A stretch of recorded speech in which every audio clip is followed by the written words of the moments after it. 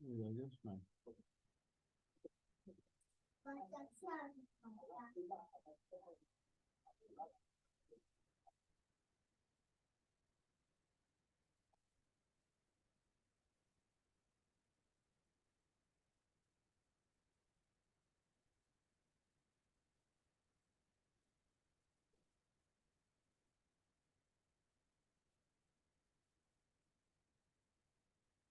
Can't hear you. Can you hear me? Okay. Good evening. If you can hear me, let me know. Can you hear me? Yes, Hello? yes, yes. Can you hear me? I can hear you now. Yeah. Okay, awesome. Yes. So if anybody else can hear me, please let me know.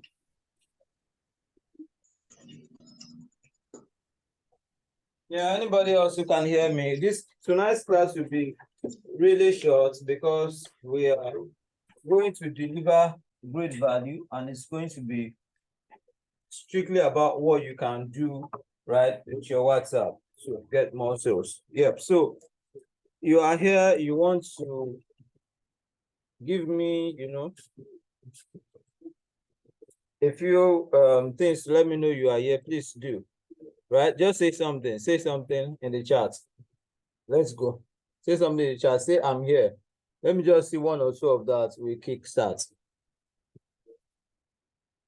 Right? So say I'm here. Just say I'm here. We kick off. Right?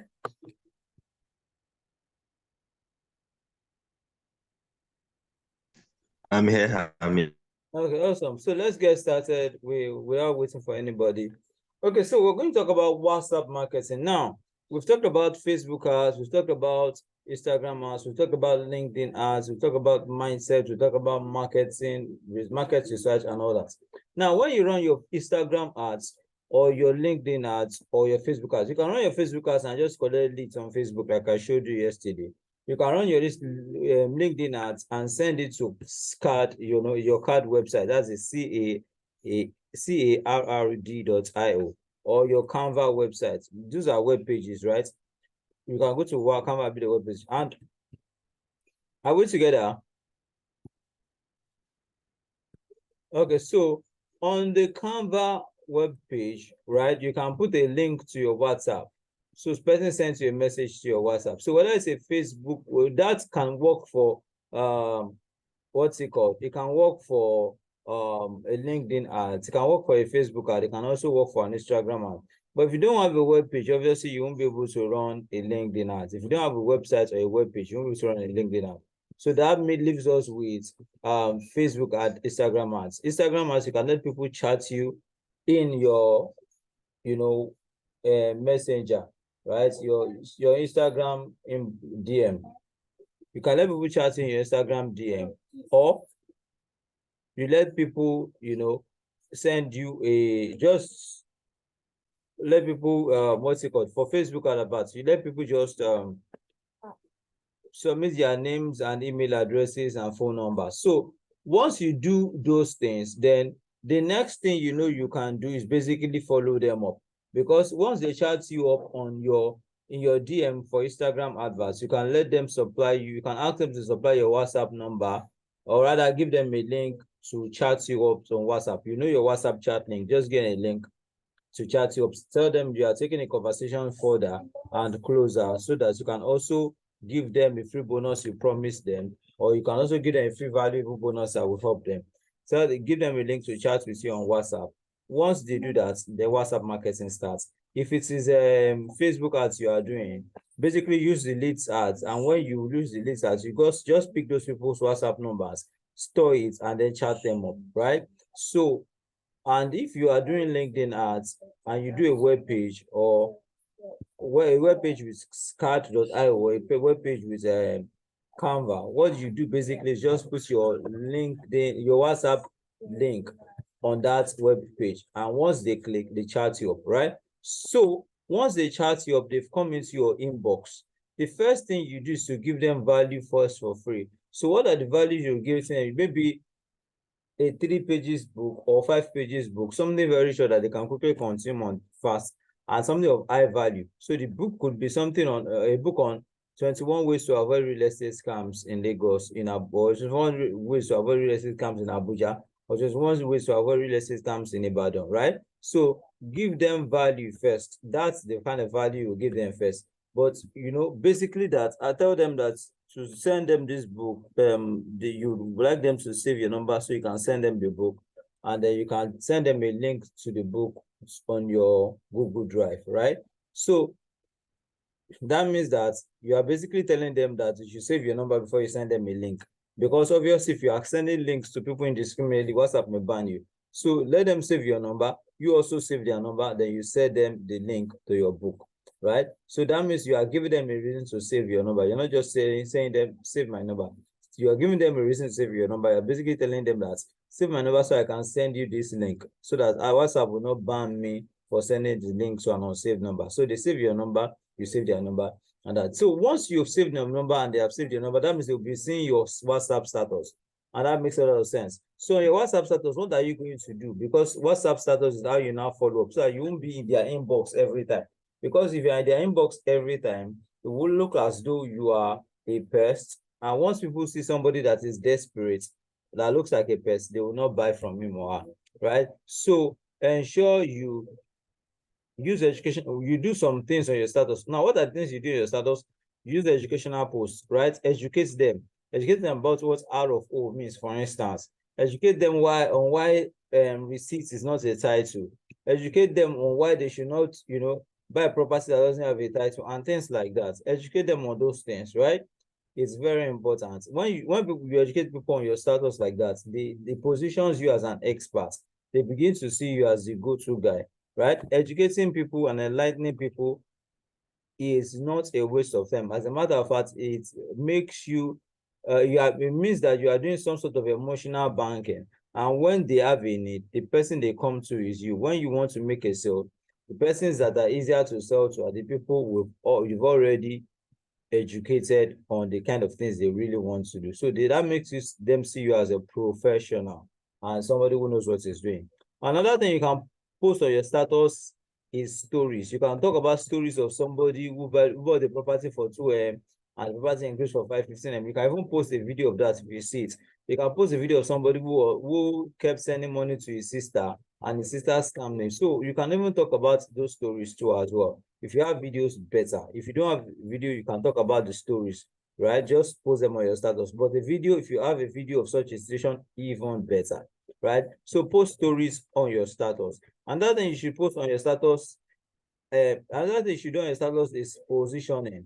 And one of the things you can do is positioning, is talking about yourself, right? When I was this, when I did this, when I went there with a client, when my clients did that, basically talking about the experiences you have professionally, right? That's positioning. Now, ask open-ended questions on your status. Now, we've talked about 4 things you can do in your status. Now, the first one is ask open-ended questions in your status. Now, open-ended questions are questions that you ask people and they can't say yes or no. They have to explain, right? So those kind of things will force engagement.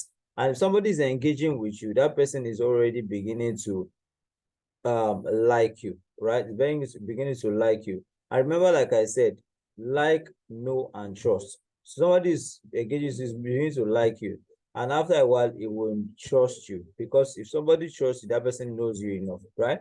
So why are you? I can't hear you. Okay. Can you hear me?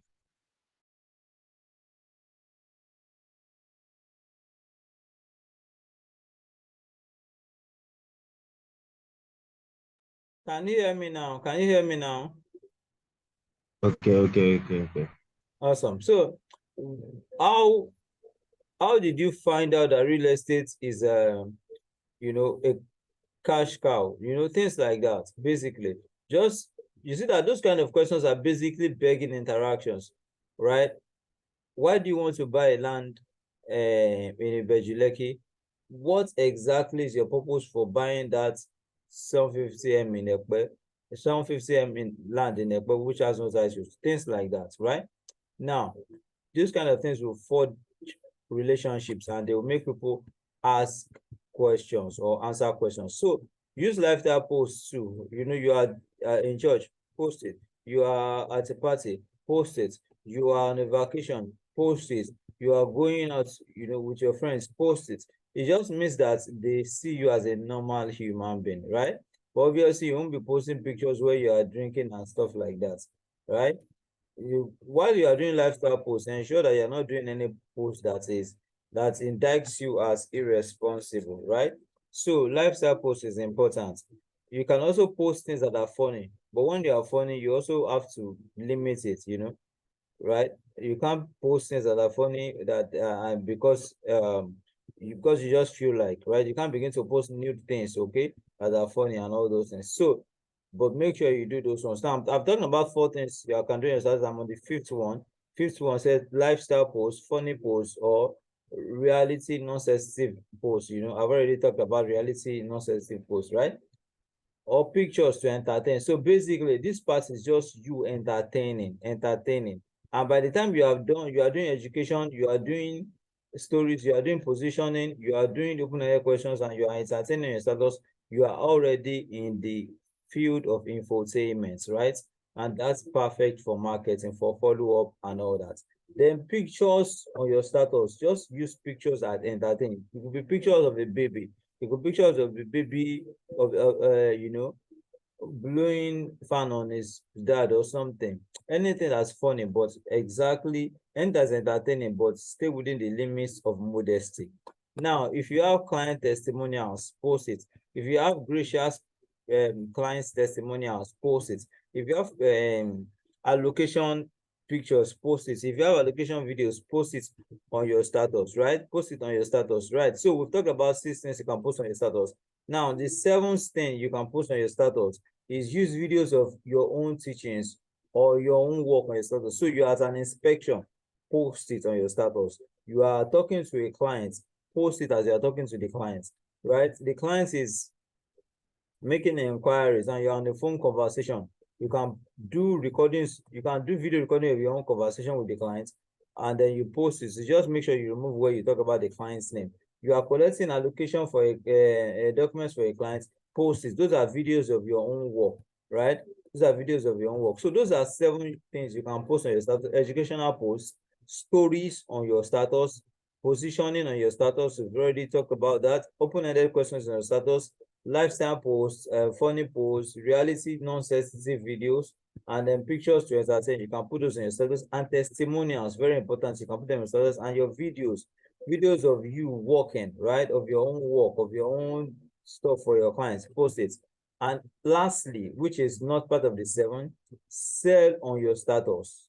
Sell on your status. You can show them properties available, and you can use bullet points to highlight emotional benefits of those properties. Like, right, if you buy this land is CFO, and it's this land is CFO, and is estimated to be 20M in the next 2 years, while it's 4M today, right? When you buy this property, you will make 16M without any overhead within just 2 months, no risk. Now that part you've already, that's fascinating, the emotional benefits. You've already fascinated it by saying that the person will make 16M profits without any overhead, you know, investments. And that's like that is an emotional benefit. And what emotion does it cater for there? Greed. Greed. That's the emotion it talks about there. Greed. Right? So that settles that. So we'll move on to the next slide, and then we'll talk about okay, sales closing is not here. So basically, let me move it from there to here, right? So you can see the same thing here. Can you see the same thing here? So the same thing here, so that you will know that you need to also know that what we are doing here is not just this is another PowerPoint presentation, right? That I did, and you can see the exact same thing here. So it's just definitely bound to work. It's going to work. So we've talked about all this on your WhatsApp, right? And now, once you have done all this on your WhatsApp, I'll just take a little snippet into sales closing. Now, people would call you for inspection. Sometimes they will call you, and if you can talk about everything on your property, as they are speaking with you, you can even make a sale without an inspection, right? Now, sometimes you could be making a sale before an inspection. You could making a sale after an inspection or during an inspection, right? But whatever you're doing, you are basically sales closing, right? You're basically sales closing. So there are a few rules for sales closing. But before I go on to talk about that, I want to know if you are getting it thus far. I want to know if you are getting it thus far so that we can talk about this and wrap it all up. Are you getting it? Are you getting it? Let me know. Yes, sir. Yeah. Okay, Yes, awesome. sir. Let's go. Awesome. Is it making sense? Is it making sense? Continue. No, is it making sense? Let me know if it's making sense to you. Yes, you are making Very sense, well, of sir. course. Okay, all right. You are making sense. You are making sense. Yeah. So let's talk about sales closing as we wrap up. Now, when you are closing sales, let the customer speak more. You learn to talk less, right? Let the customer speak more. You listen more. Listen more, right? The customer does the speaking. Now, the thing in this is this. While the customer is speaking more, he might actually sell himself on the property before you know it. Sometimes the customer might say that, oh, this land does not have C of O. He has a governor's consent. Okay, but wait, yes, maybe you get CFO before you even get governor's consent, right? Okay, all right, no problem, it's good. Do you understand? Those kind of things will happen in conversations. So listen more, don't be too quick to talk, right? Don't be too quick to talk. Listen more. When you listen more, you'll be able to get the customer's pain points, what the customer is really, really worried about, right? I'm not saying you shouldn't talk, but listen more than you talk. Now, when you talk, ask your customer open-ended questions, not why, yes or no questions.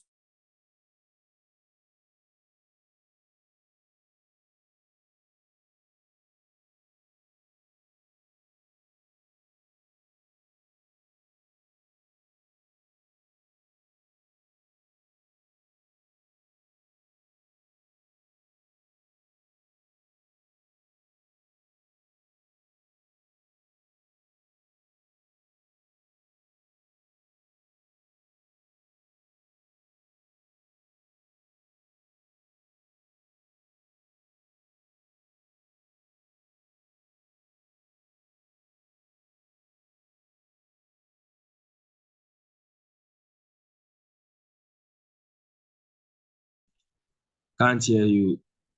I don't know why I can't hear you right now. Oh dear, oh dear. Can you hear me now? Yes. Okay, sorry. Let's continue. I said listen more than you talk. Listen more than you talk. Let the customer speak more. Let the customer speak more. Very important. Listen more than you talk. When you listen more than you talk, what happens is that the customer will eventually sell himself, right? For instance, now you could say something like, the customer could say something like, oh, this property does not have a CFO. Or rather, but this one, okay, you could say something like, this property does not have a CFO, but it has a governor's consent. Why does it have a CFO?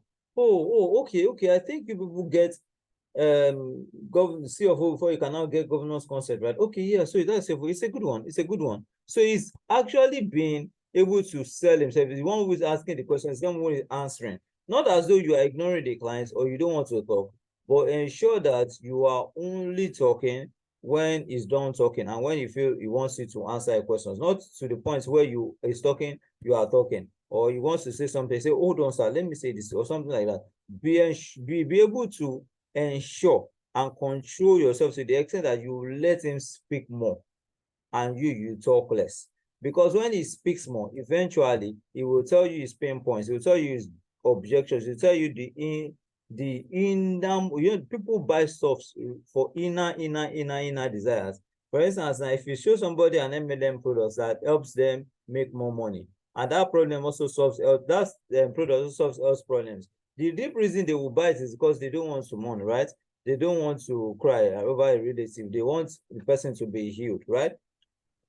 They could want to make money, but that's not the primary reason. That's not the purpose at that time, right? That's not even the desire. The desire is wellness. and guarantee that the person will be well. So those are kind of things that, those are kind of reasons people buy for. So you need to find that out, and there's no better way to find that out than to let the customer speak more. Now, when you ask questions, right? When you talk, let's say that you are asking questions. Now you can ask close-ended questions, but first, your open-ended questions are more paramount. The questions that they cannot answer with yes or no. Questions that start with why, what, and how. Questions like why are you doing this? What do you want to achieve? How do you want to achieve from doing this? How many plots are you buying? Things like that, right? Now, the most popular question you should ask after every objection. When people raise objections, right? When people raise objections, they can raise objections. Now, when they raise objections, ask questions, right? So one of the things you can ask after every objection, one of the most important questions you can ask after any objection is, okay, if we're able to solve this problem for you right now, sir, would you be willing to invest now? If I am able to solve this problem for you right now, sir, will you be willing to invest now? So the person says no. Okay, what other problem? You write it out. The person says no, what other problem? You write it out. The person says no, what other problem? You write it out. So you see, what other problem is an open-ended question, right? What other problems? It's still part of the what, why, and how questions. What other problems?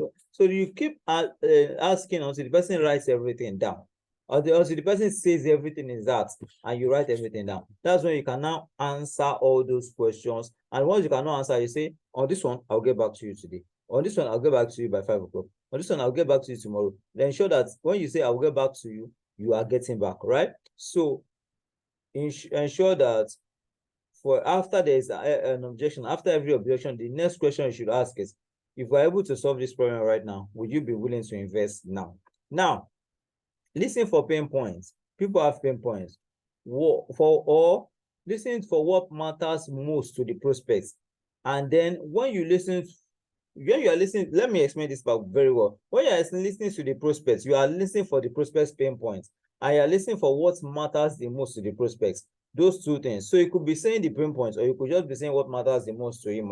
So what you would do is that as you listen, while you're having the sales call, find a way to tackle that pain points the prospect as addressed, right? If it's not a pain point, find a way to align yourself with what matters the most to the prospect. Let's say the prospect is saying that I just want to buy this to surprise my wife, and you can align yourself with that and begin to talk about how wives are very important. Our wives are amazing. Our wives, do this. Our wives do that. Begin to hype up wives, right? That's aligning yourself with what matters the most to the prospects. If a person say that I just want to buy property that is safe, so that my property will be my money will be safe from inflation. You begin to talk about the inflation and how bad it is, and how terrible it is, and how it can be devastating to a person's financial and the future of the children, right? So listen, that's why it's important to listen more, because it's when you listen more that you can find the pain points as the person is talking, or as the prospect is talking. It's when you listen more that you can find out what matters the most to the prospect as the prospect is talking. So when you listen more than you talk, then you can address the real pain points, which is where the sales happen. Or you can address the prospect, what matters the most to the prospect, which is also where the sales happen. Now, if you are going to ask the question, are you ready to buy now? Gauge the energy, right? Let there be enough energy in the room, right? Let there be enough energy in the conversation. Let's see that person is excited, okay? If the person is not excited, it's like some people who they go to Ikeja City Mall, wherever it is, and they are proposing, and the woman is saying no and is slapping them in the mall. They've not gauged the energy. They don't know if they are in the same mood. They don't know anything, right? God forbid, there was the situation of a man who used his, his blah blah, and he used this his man instrument, the instrument between his legs, to make money. And then the lady was like, no, I can't marry you. After when he was proposing, I was like, this man gauge the energy?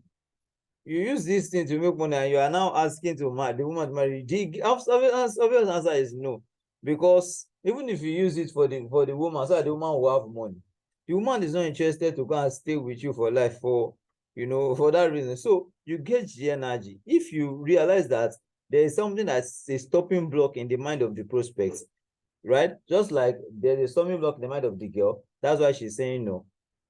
the prospect is actually like a girl. The prospect is actually like a woman. The prospect is actually like somebody you are wooing, right? So take the prospect as your wife. Actually, that's the way you will treat her because it's that special to you, right? But ensure that your care, your love, and your concern for the prospect is genuine. If it's not genuine, the prospect will see it. The prospect will see through you. So that's why if you have taken the prospect like that, like a wife, and you have seen, you have genuine concern, you have genuine care, you have genuine love towards the prospect, right? You will be able to gauge the prospect's energy, and you will know that if I ask now, the answer would be a yes, right? If you realize that the energy is not at the level where you can say yes, don't ask. Don't ask. What you will do at that time is shift the state of the prospect's mind with something like, okay, so would you be willing to continue this conversation? Or you could say something like, what is exciting you about this property? Okay, what do you look at about this property that you see yourself in? Or do you see yourself in this house? Do you see yourself in this house? Or are you picturing anything? Find a way to move the prospect's state of mind towards a place where they are excited. And once they are excited and you've gauged the energy at its top, then you can ask the question. All right, you must have done all your own work and all the things I've mentioned before. Then you can now, gauge the energy. I've already talked about WhatsApp marketing and all that.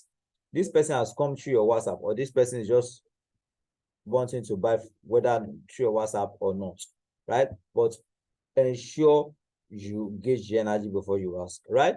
And don't ever argue with a prospect. Never argue with a prospect. There was time I was saying to the prospect, there's flood in UK now. You see flood in UK. You are saying flood in Nigeria. I was beginning to argue, and the customer was saying this and this one. I was saying this one. Don't argue with the prospect. Very important. Get the prospect's full name and do a thorough 1 hour research or a thorough 30 minutes research on the prospect before you call the prospect, before you engage in a call with the prospect. That is very important. Imagine you are a prospect and you're talking to the prospect, he has not ever told you anything before, and you're saying, Mr. Sheyi Chizoba, how is Samsung today?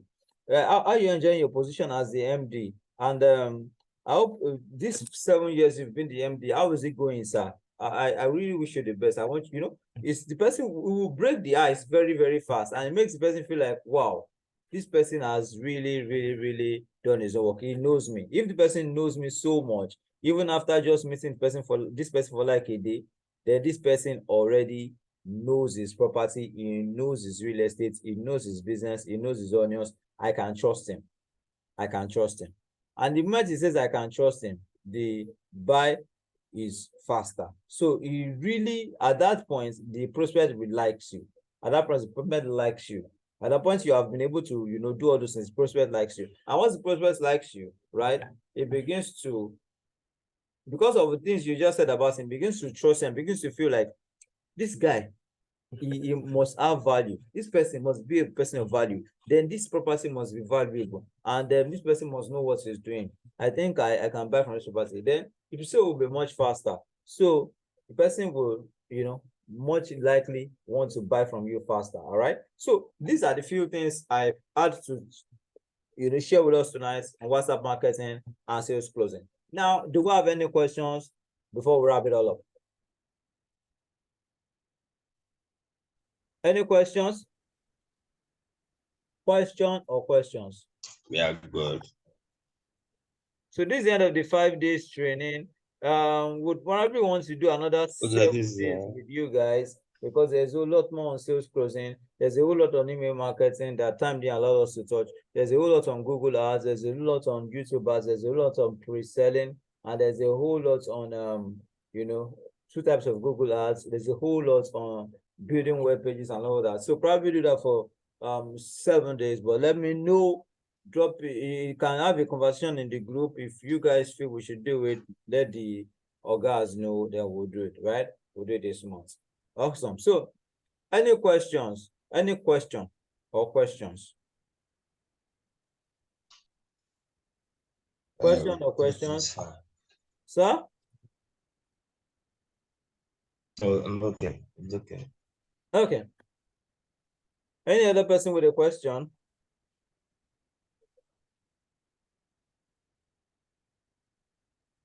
So we'll go deeper on the sales call if we're able to do the 7 days. We'll also go deeper on a few other things we're able to do 7 days. Yep.